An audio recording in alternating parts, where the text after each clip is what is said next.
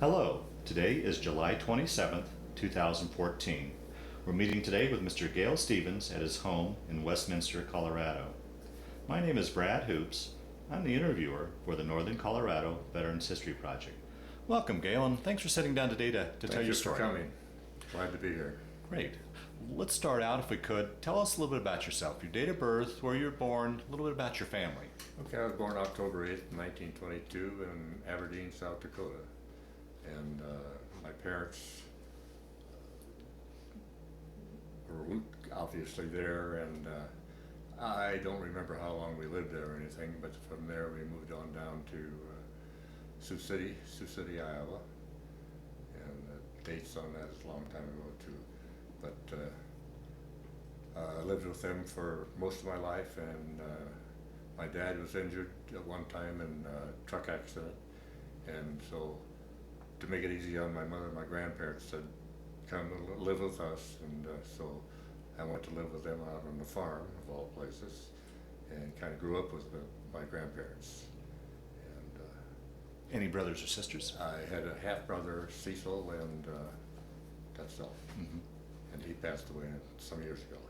Okay, all right. We had the same dad, but different mothers. Okay, Yeah. okay. One question I always like to ask your generation is, do you have much memory, and were you greatly affected by the Great Depression? Yes, I was. My folks were. Even that, he had a livestock trucking company, and he lost that in the Great Depression. So from then on, it was kind of living from hand to foot. And, they kept good care of me all that time, and managed to make it through. And then, as I said, he lost his trucking company and had to go on the road, and that's when I went to live with my grandparents. Okay. So then you grew up, went through the school system there in Sioux City, or? No, believe it or not, I went to a little one-room school through about the 6th grade, I think it was, 6th or 7th grade. And, one of those schools with all the classes in. All the classes were in one room. I remember my teacher was Ruth Hathaway at that time. She's one of the best teachers I ever had. Wow. It was fantastic, but very good educator. And I think about, let's see, we went through about the 6th or 7th grade, I can't remember exactly, and then my grandparents moved into the city, and so I went back to live with my grandparents at that time. And went to start going to the schools in Sioux City. Went through high school, went to Morningside College and graduated there. So after high school you went on to college? Yes, I got my degree at Morningside College in mathematics and science, and I got a master's degree up at South Dakota University. Wow. Okay.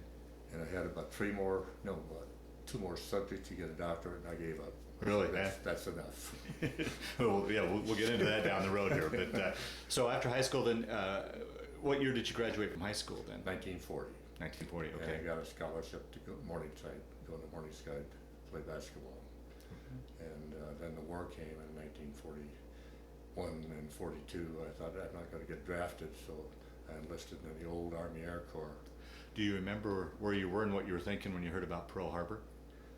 Yes, I do. I was in school, and I thought, my God, I don't know what happened, but the next day I went down and enlisted in the old Army Air Corps. Okay, now you've got all your choices of the various service branches. How did you come to choose the Air Corps? Because the old Army Air Corps was the only Air Corps. And you wanted to fly? Until 1949, yeah, and then right. it became the Air Force. Right. And I wanted to fly. Okay. Yeah. Okay. And then how long after you went out and enlisted did you ship off to? I think it was August or September then, the following year, that they activated me, and went through basic training down at Macon, Georgia. And from there, went from Camden, South Carolina, where I finished schooling, and then they kept me right there at Camden as an instructor. How was that transition going from civilian life into military life for you? And then on top of that, leaving Iowa to go down deep south. It was very easy. Was it? Yeah? No problem at all. No. I was a young kid, but we had I forget what the name of this aviation school was, back in Sioux City at that time, and when I was in college, to go through and get a certificate of flying. Oh, so you'd already started? Yeah, I Oh, okay. started flying at that Okay. time. So we went through that, and we got about 40 hours, 45 hours. And so at least I knew how to fly an airplane when I got in the old Army Air Corps. And so I went through flight training at Camden, South Carolina, and then went to, trying to think back, Macon, Georgia for basic, and then where the heck did I go for final advanced training? I can't remember where that was, but finally got school out of there in about May of 1943. And then I thought maybe I was going to go fight the war. They made me an instructor. So Well, I think you mentioned earlier you were top of your class, so Yeah, that's yeah. the reason they held you back to Yeah, be an you're supposed instructor. to get what you wanted when you're at the top of your class. It didn't work that way. Now, did you have your choice between single or dual or multi-engine planes? Supposedly, but I didn't get it. I wanted single engine, and I didn't. I got, I forget, we flew old AT-10s, which, of all things, are made out of, looked like boxwood and canvas. That was an advanced training, twin engine. So I didn't get my choice. But, my wife was happy about that, of course. So now, by then you'd married? Yes, yeah. Okay. Go back and tell that story. We were married just before I went into service. I thought, well, if I leave here, she's not going to be here when I got back. So I asked her if she'd marry me, and she said, yeah, so we got married. May 2nd, 1942. High school or college sweethearts? Or College. How? Okay. Yeah. Uh-huh. And did she follow you down to Georgia then? Yes. Okay. Yeah, she was with me most of the time. Okay.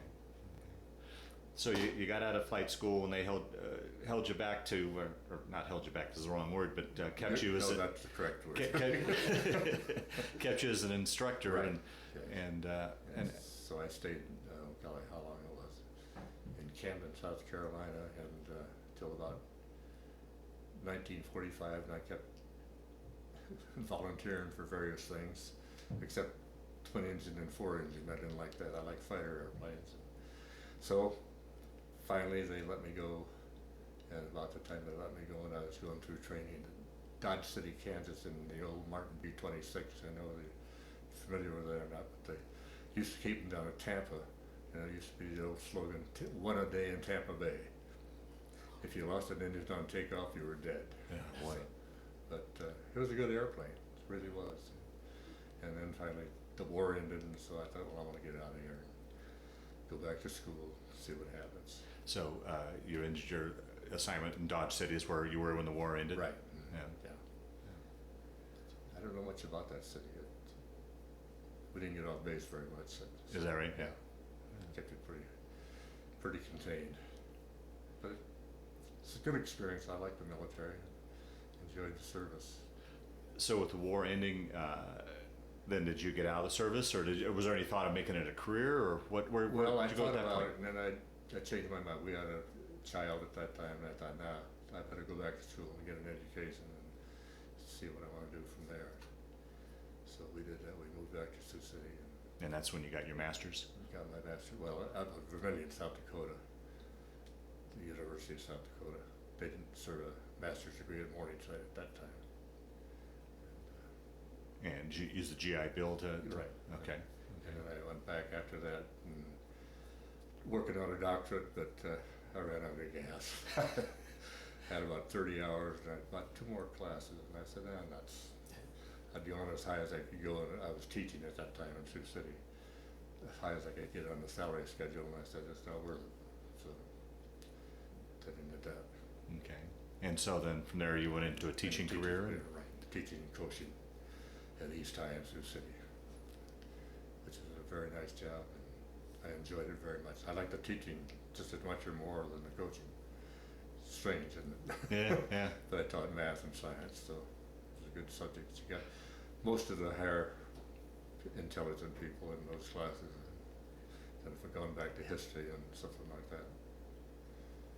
Now, back in your instruction days in the Army, did you enjoy that? I mean, the teaching aspect of I that? did. Is that what prompted you to go into teaching? I think it probably was. Yeah. Yeah. I enjoyed being an instructor and watching these kids come along, learn how to fly an airplane. It was nice when they all could graduate. Not all of them made it, of course, but big share did. I was in advanced training, so they were pretty well shuffled off by that time. Right, right.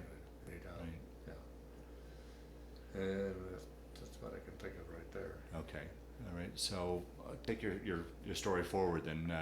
You're into the teaching. Obviously, your military career didn't end at that point. No. I forget what year it was. Doesn't make any difference. But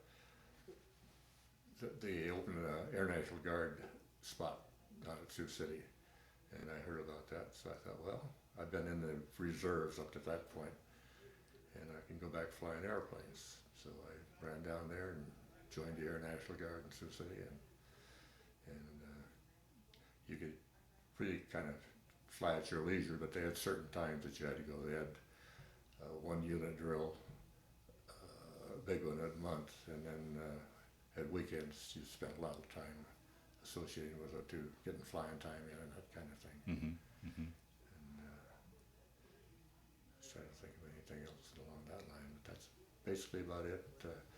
When we moved to Denver, they had an Air Guard unit, so I just transferred from that to the Air Guard unit here in Denver.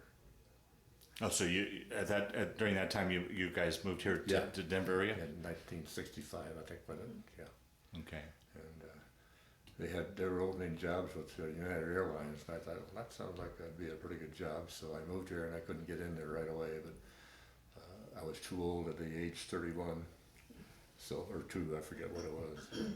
So later on, one of the guys I knew in flying for United came over and said they're hiring instructors.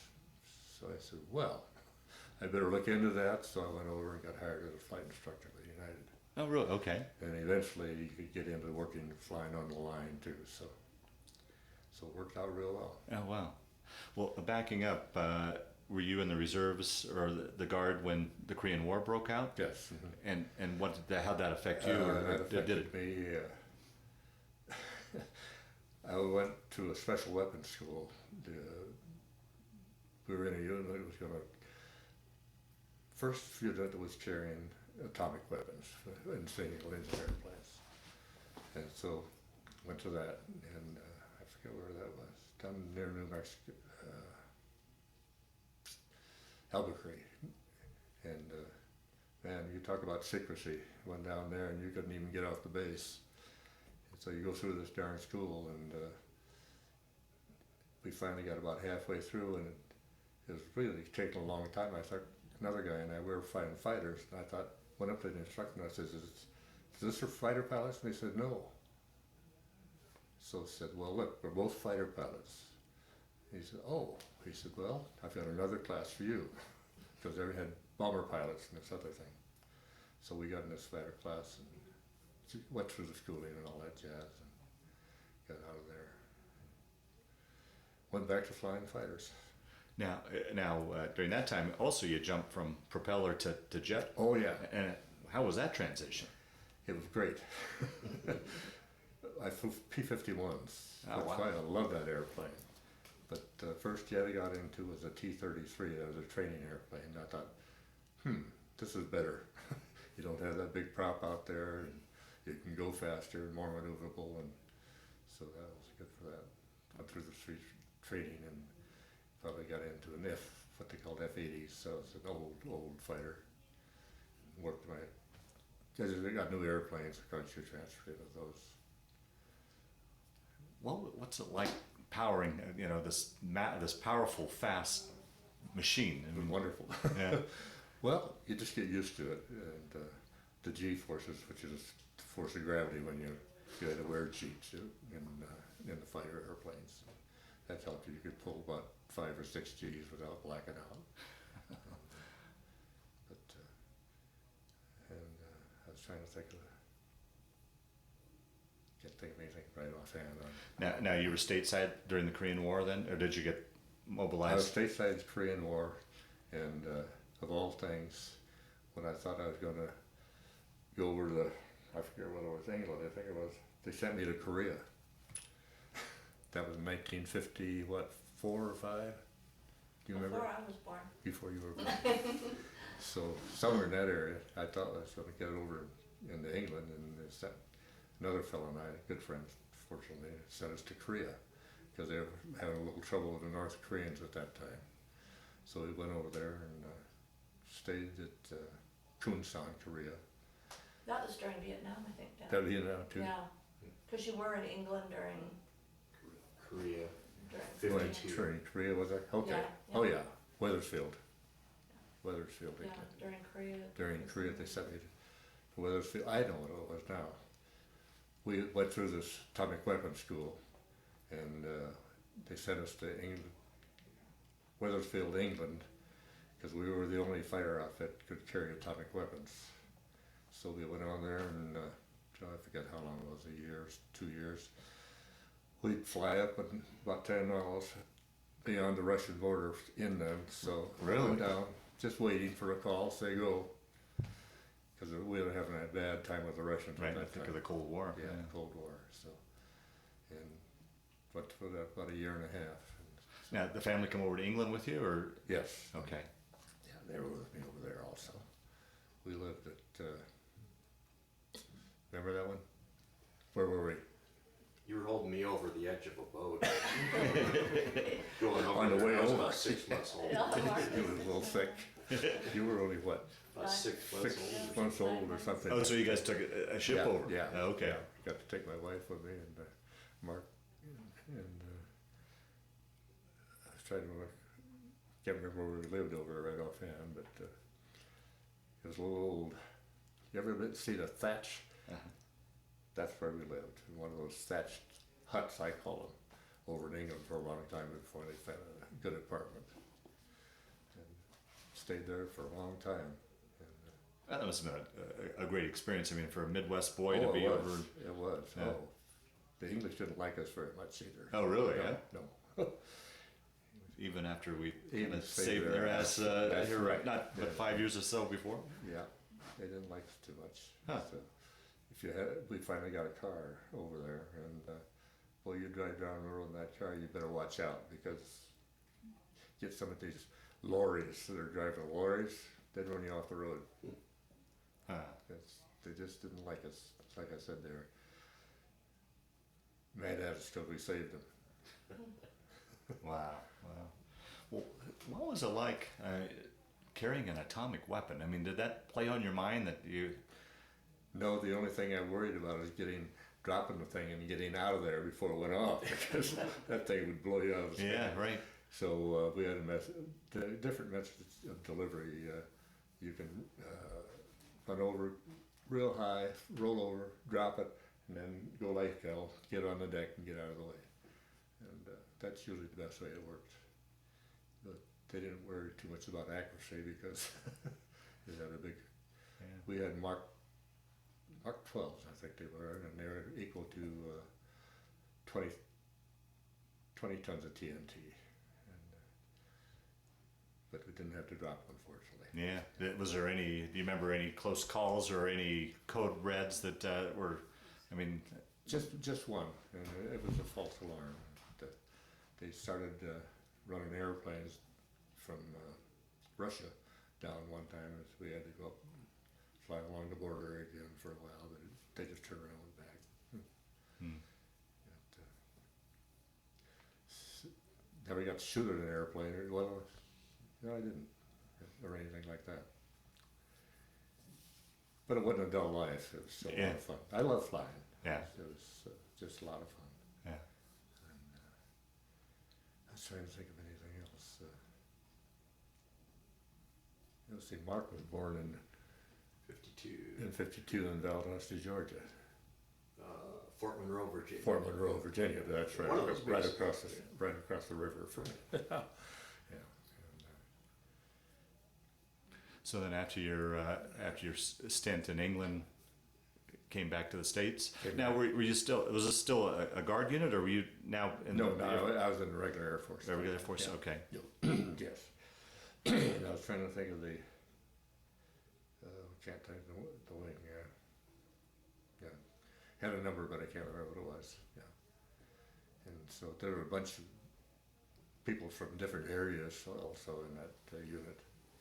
And so we got acquainted with from all over the United States. Mhm.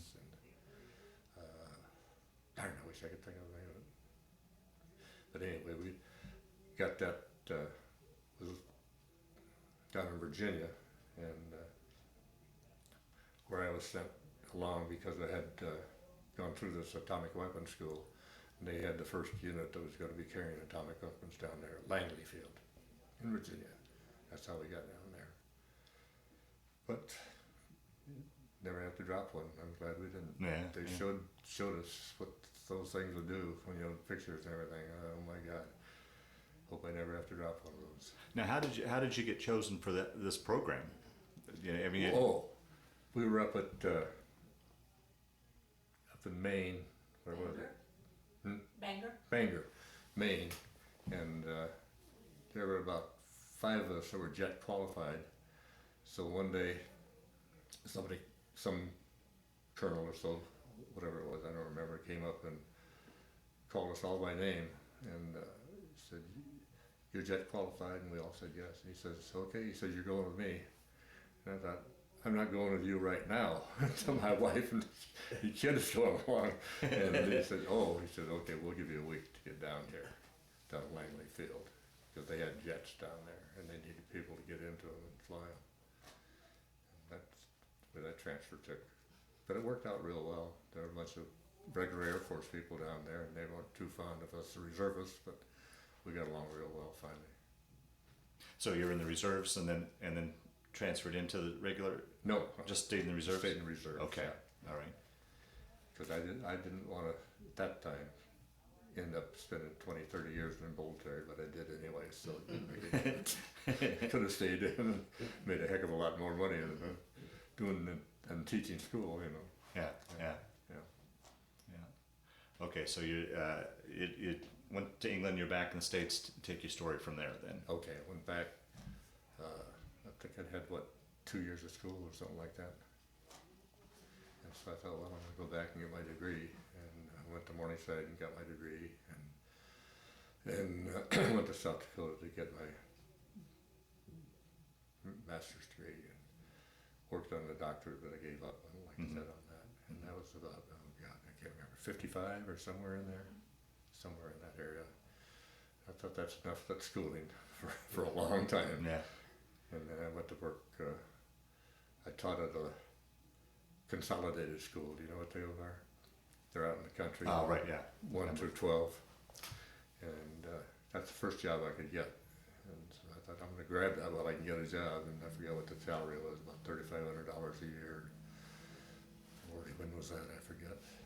But anyway, and so I was out there for 2 years, and a friend I knew back in Sioux City said, he says, they're hiring at East High School in Sioux City. So I'm going down there.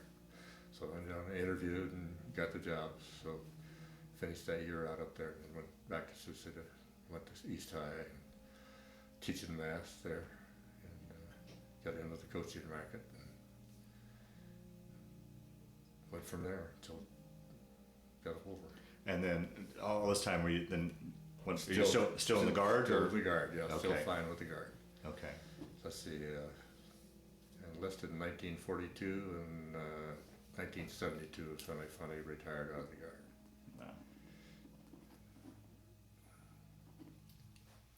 And then, so then from Sioux City, you guys moved out here to Denver, and Transferred to the guard unit out here, and that was 65, I think, when it, yeah. Stint 19. in Washington DC at Pentagon. Oh, that's right. That's where, yeah. About a year. Yeah, about a year. How did I get into that? Do you remember? I don't know. I don't either. I volunteered for something. Yeah.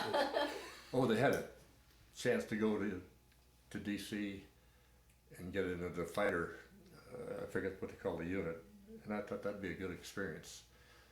Get into the Pentagon. It wasn't a good experience. Oh, really? Yeah. No, but I wanted to see how that fighter unit.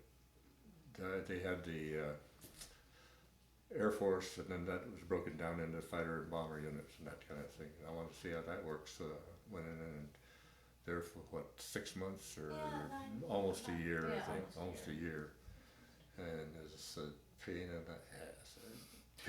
what were you doing? What was your capacity? That was capacity was cool.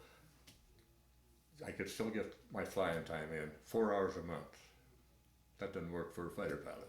So you had control of the unit in DC and the one in Sioux City and another, and you have to go out and inspect them. What am I doing inspecting those people? They probably know more than I do, but anyway, it was all real good. They'd come, get your inspections done, come back, but there's too much paperwork. I didn't like it. Yeah. So as soon as I could, I got out of there. Went back to, where the heck was I? Moved out here in 61. Moved out here, yeah. So from DC, you came here. I forget who was the guy who says, you can get in with United if you go back, come out here. So I thought, well, I gotta get a teaching job first, because I know they're not gonna take me right away. So I got a teaching job, and I don't remember where that was. Lakewood High School. Yeah. Good thing I got help.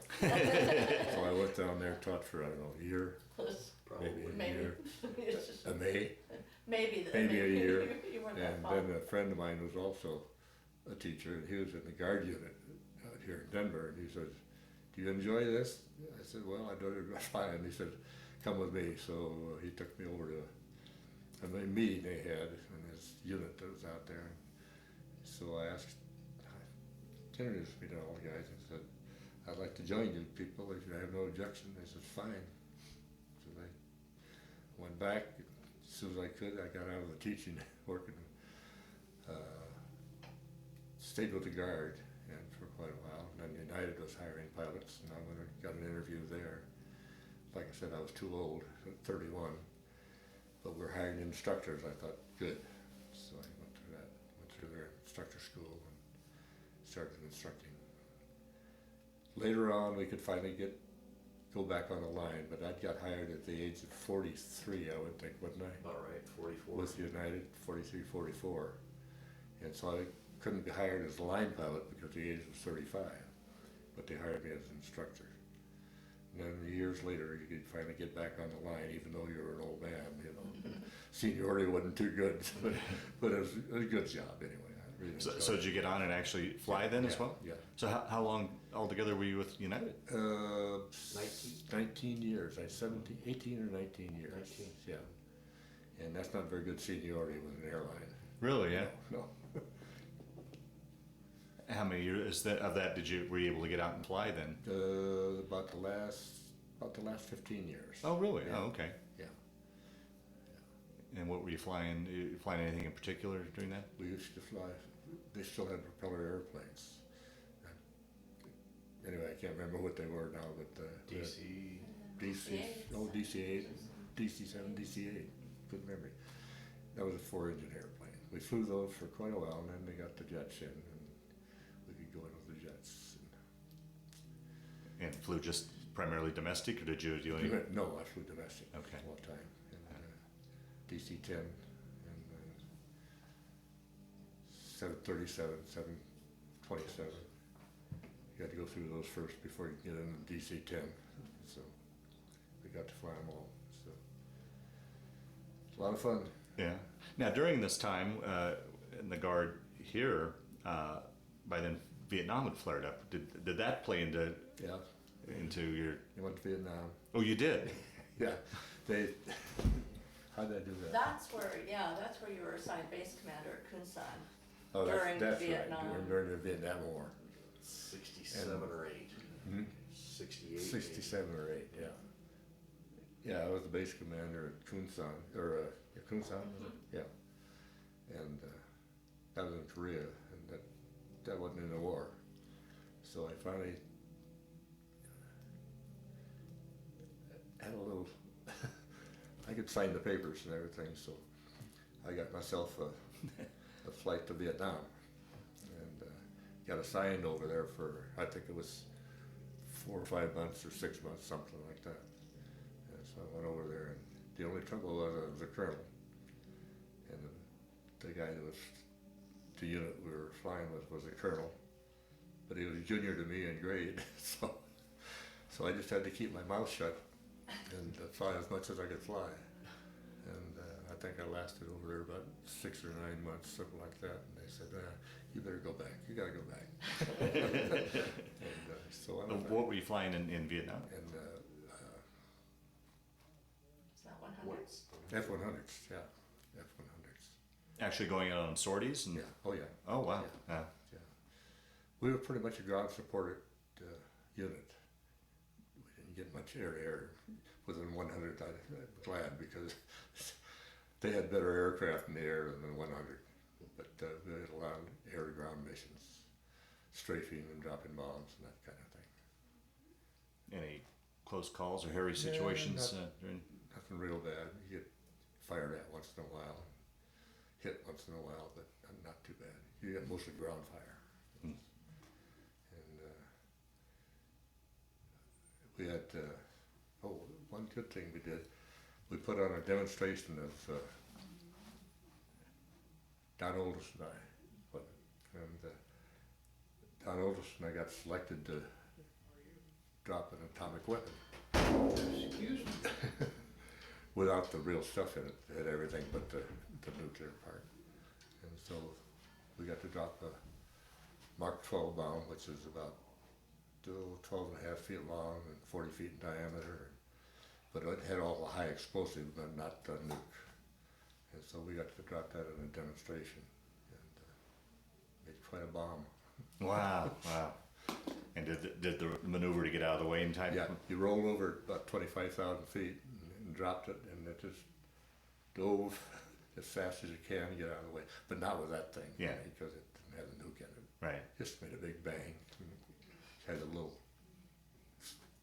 cloud up there and everything else. And so that was a lot of fun. All the big shots were there. Really? We had a big party afterwards, of course. It was fun too. And during this time, the family stayed back in the States. They didn't go to Korea with you, or did they? No, Yeah. they couldn't Yeah. go to Korea. Yeah. No, they stayed back here. It was nice to get back. Yeah, I'll bet. Yeah. I'll bet. And United held your job while you were... Yeah. Okay. Yeah, they were very good about that. In fact, they had to. Okay. Basic. Yeah. And you had so many days, I think 3 months to go back to get your job. And I was back in probably about a month. Adjusting to the civilian life again. Yeah, I'll bet. Yeah, Yeah. it's a lot of difference. Yeah. Yeah. And I was trying to think of something else. Something else, but I can't think right offhand. So then you retired from the Guard in 72? 72, yeah. And then how? When did you retire from United? That was 1982, wasn't it? I was 60 years old when 82. Yeah. So then, And you had to retire. Didn't ask you if you had to retire, age 60. You could stay on, well, that's started being a flight instructor out there. So about 3 or 4 months after that, they said, you can get into a flight instructor job if you want. And that's when I retired. And so I thought, well, I went back and thought I might as well get a job. And so they hired me as a flight instructor. So I retired at age 60. You had to quit. Yeah. And then just fully retired to enjoy life, or did you go on to do anything else? Not too much. Yeah. well, that's when you instructed though. I mean, you instructed with United. It was after United for a after number of that, yeah. years. 4 or 5 years. Yeah. Uh-huh. You could be a simulator instructor, but you couldn't be a flight instructor after that. And I did that for about 4 or 5 years. I'm getting pretty old by then, Yeah. 65, so that's enough. Yeah. I retired. Did you hold on to your private flying license and No, gave up flying altogether? Gave it all altogether. Yeah. I enjoyed it all. It was a lot of fun. And how? Talk a little bit about retirement life and what you've done. Oh, Golf. played a lot of golf. Yeah. Yeah, that's basically that we joined the, what's the first one? Indian Tree. Mm-hmm. You know where Indian Tree is? Golf course. Mhm. Joined there and played golf out there about 5-6 times a week and had a great time. Fitzsimmons was your And then at Fitzsimmons also had a golf course at that time. I think it was just 9 holes, so I remember. I think so. But so between the two of them, I got my golf. But wife wasn't happy about that 5 or 6 days a week. She better get rid of me that way, I guess. But so I played golf all that time. Yeah. We'll talk a little bit now about family, your wife and kids, grandkids. My wife's name was Verna, and Verna Swanson. She's a German Swede. Her husband was German, and she was Swedish, and she was a good mother, very lovely mother. And I was trying to think. And, she had Parkinson's. When did that happen? Yeah, Remember? yeah, she passed away in 2008. 2008, and about 3 or 4 years before that, she was having a problem with her muscles and nervous system and everything, so took her to the doctor, and she says has Parkinson's disease, and he said it won't affect her walking or anything like that. It might affect her memory, and so it did finally, and so had to put her into a Yeah. what was that? We had, I mean, we've been here, had her over at. Assisted living. Assisted living. and- Assisted living, yeah, across the street over here, and so she stayed there, basically she passed away. So how many years were you guys married before she? Oh man, 2062. 62, I think, yeah. So long marriage, good marriage. Yeah, yeah. Well, marriage is No, good. 66, because you got married in 42 and she died in 2008. Okay, 66. 66. Was it? yeah. Okay. Crazy. Dates I don't remember. And talk about the kids, children, and They're here. No, my son, I had another son, Mike, I mean, but he passed away, what, a year and a half, 2 years ago? Year and a half. Yeah, he had Melanoma. melanoma, and brain melanoma, and passed away. And, it was a shock, Yeah. that one, because he didn't let us know, of course, anything. Well, we found out when he passed away, but I mean, up to that point, he wouldn't let us know. mm. So, that was it. So 3 children. How many grandchildren? 4, 4. just 4. Mark was a good athlete, or Mark's a good athlete too. Mike was a good athlete, good golfer. Played basketball for me, and that's wrong. You shouldn't have to coach your own son. You know, I caught hell from everybody, I tell you. Yeah. But let him play, and he was a good basketball player. But still, he played anyway, regardless. And then he went to college over at Wayne State. Wayne State, and went there about 2 years, and they Wasn't for him. didn't like it. Wasn't for So he got out and went to work for himself, building houses. Made a heck of a living out of it. He was a good builder, Mm. very good. I have to say that. He built, started out building just homes, small ones, you know, and then people got interested in him, and so he developed his own crew and everything else, and built big homes from then on. So he was your first, and then Mark was next. Yeah, then Yeah. Gale And came on. talk a little bit about Mark and Gale. Mark and Gale, no problems. We'll leave the room and Two then. good kids. This is being recorded, isn't it? No, No, there's 9 years difference between Mike and Mark, yeah, and then 3 years between between the two. Gale and Mark. So they actually didn't know Mike really too Yeah, much. They not knew too him, much. but didn't Yeah, work close acquainted. right. Age difference. Because he quit, when he quit school, but she was a sophomore, I think. when- Yeah, I was in kindergarten when he graduated from high school. And Yeah. so he went to Wayne State, and he wanted to do his thing, building houses, so that's what he left school and started doing that. He did a good job of that. Yeah. He built good homes. Yeah. 4 grandchildren. Any greats? Not yet. Not yet. No. Yeah. We're waiting. I'm waiting. We're waiting. Great grandchildren. Mm. One of these days, maybe.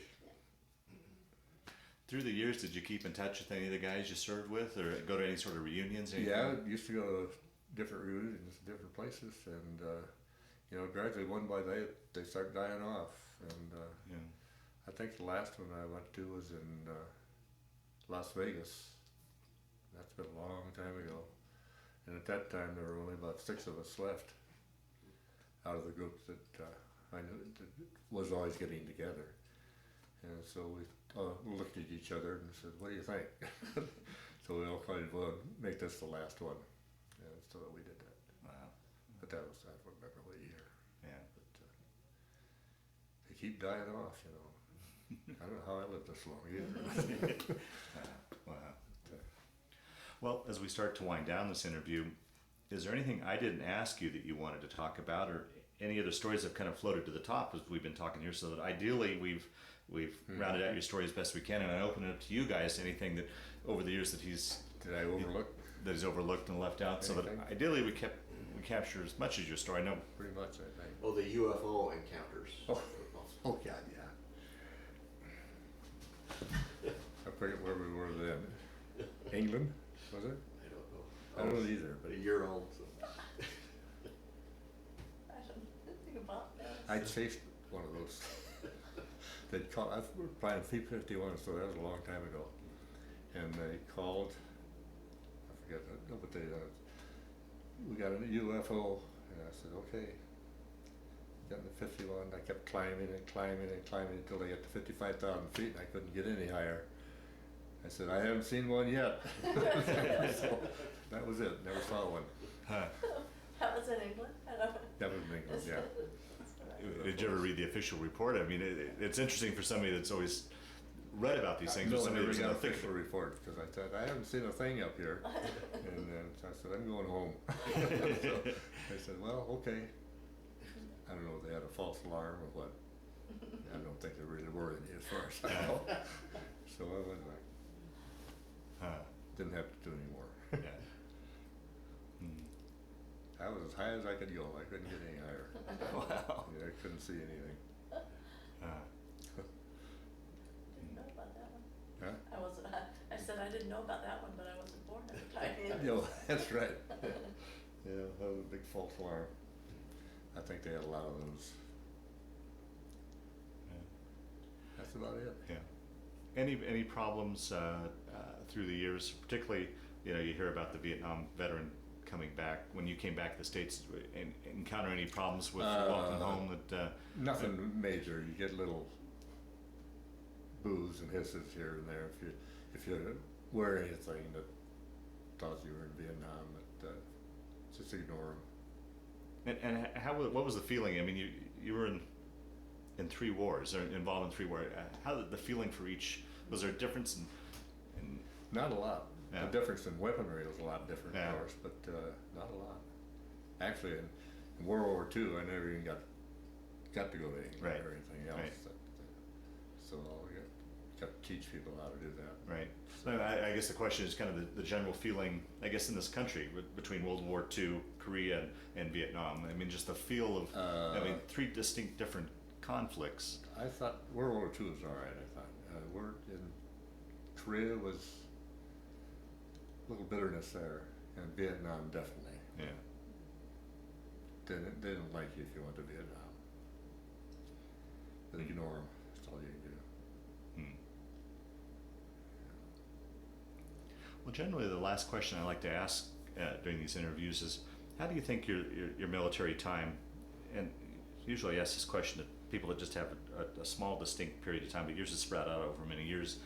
How do you think that played a role in your life, affected your life, changed your life at all, or do you look at it as just a matter of chapters through your life that you went through? Well, I think it affected my life. It taught me how to behave, for number one, and say yes sir, no sir, and so on, and have good manners. So I think it was very good. I was pretty strict with No. a young man over there until I grew up myself. And, We have different memories, so. yeah, but and I regret that. It was pretty strict. I found out that you can raise kids, but don't try to control them that much. Mm. And, I regret that. Yeah. Dad's favorite saying is he tried to raise I tried to raise Mark, Mike and Mark, and Should have just let him I grow let up. Gale in grow up, so, yeah, would have been better off. Yeah. I didn't know anything about raising kids. Sure. He was Yeah. 19 when he Yeah, had right, first right. came in. So, Right. yeah, Hmm. but it's been a good life. Good. I can't complain. Very good. Well, with that, we'll wind down the interview. I want to thank you for sitting down to tell your story, but more Well, importantly, I want to thank you for your service to our Well, country. Thank you for interviewing me. I enjoyed it. Really did.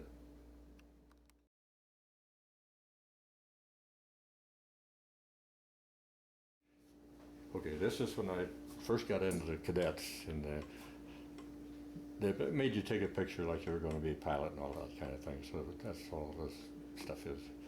And but I was glad to get it taken. Kept it for a long time. And okay, this is a picture of two airplanes flying, and the article is about a pressure chamber that you have to go through when you get to flying airplanes. What they do is take you into a pressure chamber, and they run you up to an altitude of, let's say, 25 or 30,000 feet. So you're fully pressurized. So it's fine as long as you have a mask on. And they sit you up there and let you stay a while and make you take the mask off and see how it feels. When you're losing pressure at altitude, you'll just pass out and die. That's what will happen. And so we put them back on. We're sitting there, and this guy is doing different things with pressure. He put a,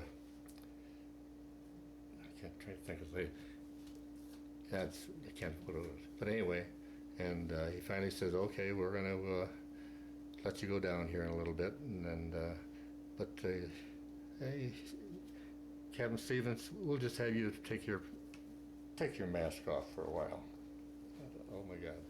So I did, and I was sitting there, and he finally started letting the thing go down, and I was getting a little leerier and aired, and pretty slow descent, and he gave me something to write on. I don't remember what it was, and there's an example of it right down here, how I was getting goofier and goofier, and finally I started falling forward. I remember that, and somebody grabbed me, and he put the oxygen back on my face at that time.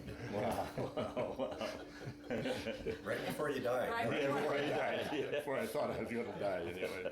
Yeah, that was something. That's a great story. This saber scene here is a beautiful sword, is what it is. But I was lucky enough to be awarded that when I got out of flying school. They That wasn't luck, it was skill, wasn't it? well, maybe a little luck and skill maybe combined, yeah. But anyway, I was real proud of that. And they awarded me the saber, and I was number one in my class at that time. And this is a beautiful saber, and these are various little awards you get going through the military. Hold on a second here. This is the saber that I was awarded for being number one in my class, and you had to be number one in studies as well as anything else, and being a soldier. And I've been real proud of this thing, and it's going to last a long time. I gave this to my grandson. Very nice. This is in Vietnam, I think, wasn't it, Gale? Mm-hmm. Yeah. This was given to me by my teammates over in Vietnam, and when I got ready to leave and come back home, and it was the 127th Attack Fighter Squadron, and I was very pleased to get this. When you get to the field, get it from someone that you've been working with and flying with for quite some time, why, it makes you feel good. Sure. And it has an inscription at the bottom. It says the one who stood the tallest, and Kunsan Air Base, Korea, and the date, I can't 68, 69. 68, 69. And I'm very proud of it. Yeah, very good. How many missions did you fly in Vietnam? 89. 89. That was not many compared to some of them. Really? Yeah. But I actually wasn't supposed to be there. He But requested to. I requested that I go, and I forget who I was talking to. He didn't like me very well either, because I outranked him. He was the colonel of the base of where I was, and he says, "Okay, get out of here." so I think I was there about Two? 90. Did you do 2 missions? I mean, 2? No, 89 Two missions. Just tours? one. Just one, yeah. And they wouldn't let me go anymore. Oh. Yeah. In fact, I'd flown my 89th mission, I think. Nothing very serious, you know. You do a lot of groundwork, you know, to what's there. And at the last day I was there, I got a phone call, and friend, Don Forney, my friend, he was my boss back in Sioux City. He called me up and he said, "Get your ass back here." He says, "You're going with me." That's when we went to, that was Vietnam. That's when we went to Korea. Oh, is it? And so Oh. I went back and I said, "What do you pull me back for?" And he says, "We're going to Korea." And I says, "Korea? Oh my God, of all places." But it was better in Vietnam. Yeah. But, He was so the base commander. he was the base commander, and I was You were too. his underling. So we were good friends. So, Yeah. and so we went to Korea. Huh. And, this was taken down at Langley Air Force Field down in Virginia, and we were flying F-84 jets at that time, and had the capability of carrying a nuclear weapon. And this was just before maybe not just before, we went to England, and we were supposed to be a big secret and everything else on this nuclear carrying airplanes, but we got to England and landed on the field, and we were headlines in their newspaper over there. The atomic weapons bombers have arrived. So there are no secrets at that time. But England was a good place. The English didn't really care for us too much. Yeah. But, Well, now being a special pilot like that, were you under any sort of security? I mean, Oh, yeah. because you could have Yeah. been kidnapped by the Russians or something. I would think yeah. that. We had really good security. Yeah. 24 hours a day over there. And we could only fly up to the Russian border 10 miles base. We couldn't go any further than that. But often wondered what would happen. But we were carrying the atomic weapon at the time, ready to go. Oh boy. But we had to do this 24 hours a day. I mean, you know, not On call. Not on call, yeah. And they'd alert you every once in a while to see if you could make it. And this is the type airplane. That was F-84. No, that's the 84. No, we were flying the. Yeah, I think we're flying the Sabre then, but that's all right. This is, yeah, I think we carried heavy weapons on that one too. That's right, the F-84. Out of how many different planes did you fly through your career? Oh, Cody. You know, I don't know how many. Did you have a favorite of all? The P-51. Really? Yeah, yeah. You were flying an airplane there. Yeah. Yeah. You got a good feel on that and everything else. A jet is, you know, doesn't respond like a push of power on a P-51 and you're going. A jet is a little slower to respond. Huh. But, yeah, P-51 is the best, finest airplane I ever flew. Wow. Gail, this article talks about you being the youngest command pilot. Talk how that came about and what that's all involved. Well, some of the guys I flew with initiated this thing because they knew about it and I didn't. But anyway, at this time I was the youngest command pilot in the Air National Guard. And to be that command pilot, you have to have 15 years of service as a rated pilot and 3,000 hours of flying time. And also, there's a certain number of actual instrument flying, and I can't remember how many hours that was, but not in the simulator where you're actually flying, out in the instruments. And so, my friend Don Oldest worked this out for me. I didn't know it until he did it, but he did it. Okay, this is an award given to me by my fellow pilots out of Buckley Air Force Base, and it says Gale Stevens, Fighter Pilot Supreme, from 1955 to 1972. That's the time I was with Buckley Air out base, and a command pilot. You have to have, just point to the signet. This is a symbol of a command pilot. The wreath with the star and all that other stuff. And you have to have 3,000 hours of flying time. And I forget what the rest of it was. Yeah. And there's Fang in insignia. Now, was that your nickname or your flight? What was Fang? Nickname? That's the Air National Guard. ANG, Air National Guard. The F you can interpret. Oh, okay. Okay, fair enough. This is my son Michael, and I think he was about 19 or something like that. I don't remember exactly when he joined the Air National Guard. He wasn't too happy about coming down there doing that, but he thought it was better than getting drafted. But Michael is a good son, and unfortunately he passed away here about 2 years ago. And that's you swearing him in? And that's me swearing him into Air National Guard. And he stayed there for about 2 years or something like that, and then he moved and went to a different state. And of course, they didn't have the National Guard there, and no sense of commuting back and forth that distance. But he was a nice son. I enjoyed him very much. These are the various awards and time you were in the service and so forth. My grandson, John, put these together. I appreciate it very much. Yeah. And this is the Outstanding Unit Award. This is where the heck is it? No, this is the Vietnam Conflict Award. This is the Air Medal for flying.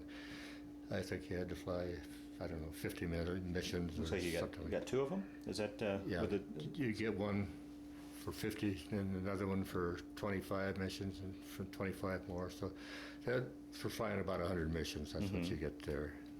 That's the Combat Readiness Medal right here. And this is a World War II Victory Medal? Service Victory Medal. And American Campaign Medal, Outstanding Award, Unit Award Medal, National Defense Service, Armed Forces Expeditionary Medal, Vietnam Service Medal, Longevity Service Award. I don't know each one of those little things, how many years that is. Armed Forces Reserve Medal, and Small Arms Expert. Boy, I don't know how I won that one. Medal. Oh, very nice.